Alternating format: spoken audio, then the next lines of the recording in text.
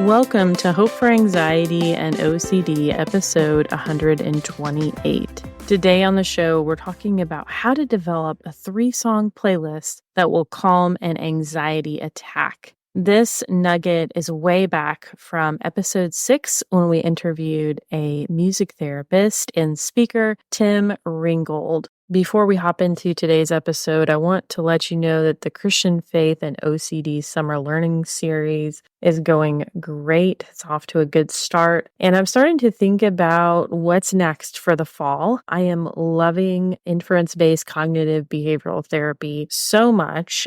Just breathing it in and allowing it to sink in, teaching it to my clients. It's been amazing just to see people's awareness and how their awareness has been able to shift their behavior. It's a very present, mindful type therapy. And I want to know if you're interested in hearing more about it, if you'd be interested in participating in a group this fall, either to interact with others, like a support group type where you're learning about ICBT and then talking with others about implementing that in your life, or if you just like the learning content.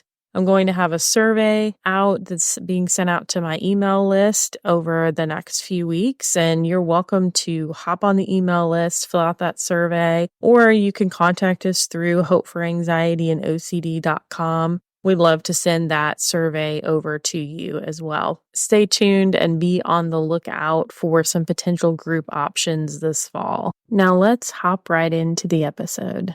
We're going to start by looking at what types of music you might want for your 3-song playlist.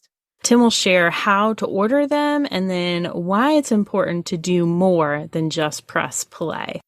Do you encourage people to listen to certain types of music for when they're anxious or when they're depressed?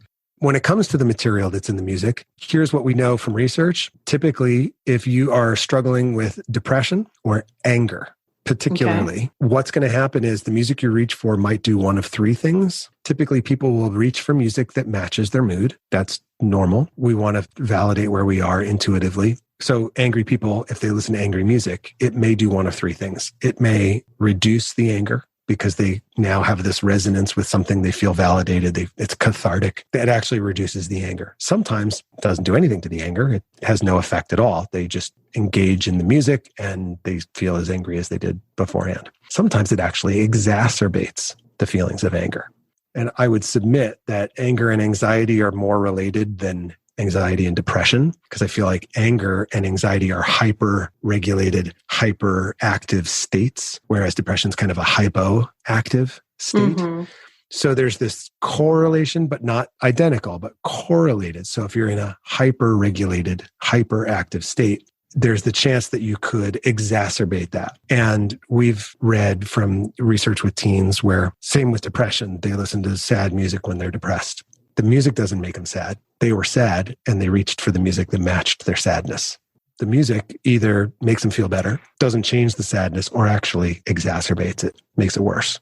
It's really important for people to notice what's happening in their body as they're listening to the music they reach for, because there's no stamp of this, then that when it comes to music.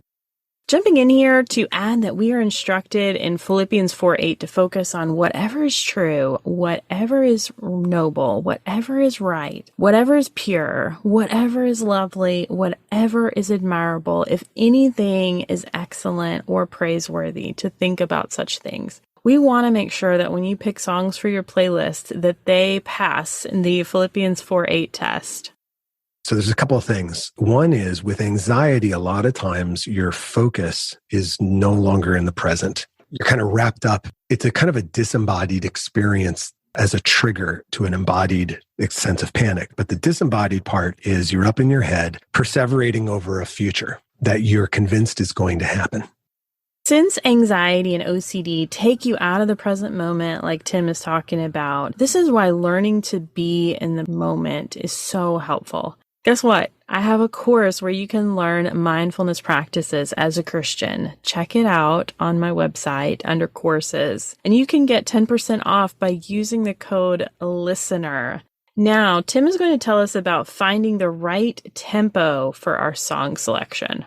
when it comes to music listening is very nuanced and it's very complex. And that's why I try to encourage people music making, because the music making, it's a motor cortex, embodied physical experience happening in the present moment. It is not really subject to these nuances of context. It's just, here's the beat. The beat's happening now. Oh, the beat's getting faster. Okay, I got to keep up with the beat right now. There's no emotional discussion about the beat. There's the beat. Okay, I'm going to tap along with the beat.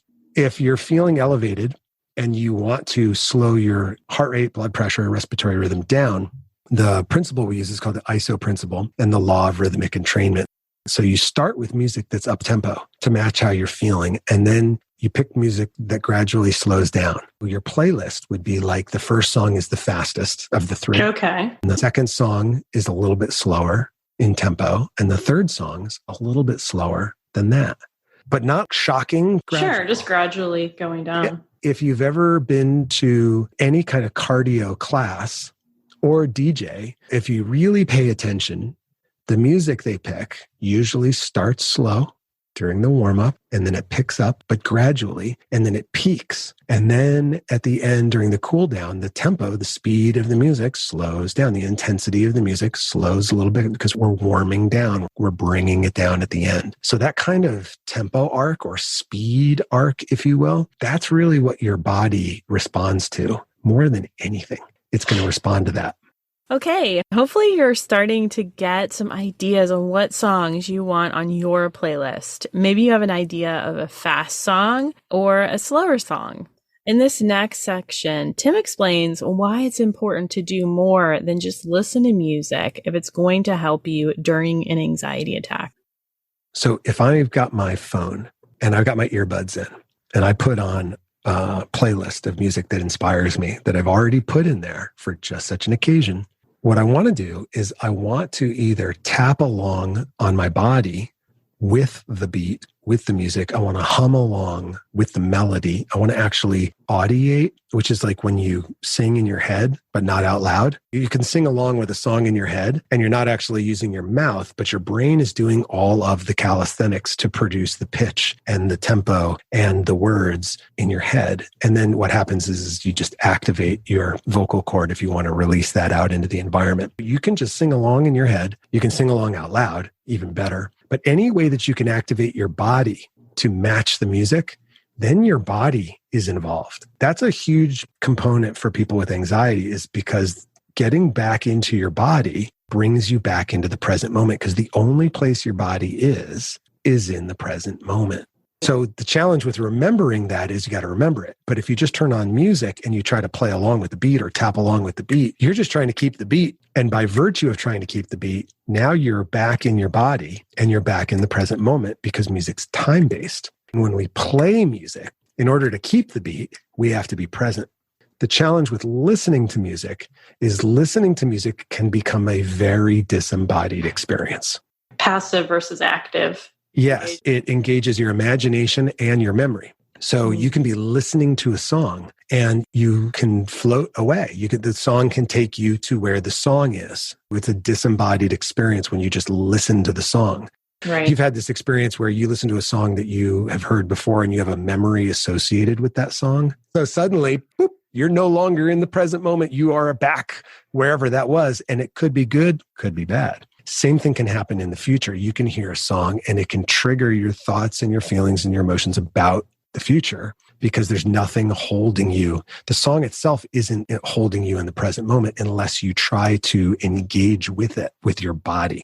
I know I can definitely relate to what Tim was just saying right there. There are certain songs that, since my parents' funeral, that were sung at the funeral, and that I really have a hard time listening to at this time and trigger a lot of sadness from me. And there are other times that songs come up that remind me of happy times or sad times, and it can be challenging to navigate through those. So be careful what memories you may have attached to some of your music. I hope this episode has helped you put one more tool in your toolbox when it comes to dealing with anxiety or OCD. Typically, we don't recommend people with OCD use relaxation type strategies when dealing with anxiety from OCD specifically. However, I also know that many of my clients with OCD also have anxiety or panic attacks from time to time. We could all use with a little more nervous system regulation. I want to talk with you for just a moment about the power of utilizing praise and worship music for your mental and spiritual health. Psalms 34:1, I will bless the Lord at all times. His praise shall continually be in my mouth. If you know much about the life of David, he went through a lot. He praised God in the good times and in the bad times. When Saul was out to kill him, when he mourned the loss of his best friend Jonathan, he was praising God. Praise is powerful because it puts God over our circumstances, over our feelings. I know I've talked about this before on the show, but I've been through some tough bouts of depression in my life where I did not think that I could get out of bed and face the day. And I would play music in the morning to get me up. Beautiful Day by Jamie Grace was one of those. I now have a playlist that I've saved on YouTube called the Battle Playlist, and these are the songs that I sing along to if I get into a spiritual or mental funk. Raise a Hallelujah, Waymaker, Jireh are just a few of those songs that are on there. I just pray that you get a battle playlist together and that this episode helps you to start doing that. I'll be back here with you next week for another episode. Hope for Anxiety and OCD is a production of By the Well Counseling.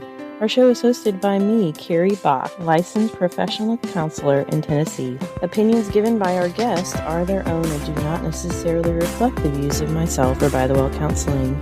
Our original music is by Brandon Mangrum. Until next time, may you be comforted by God's great love for you.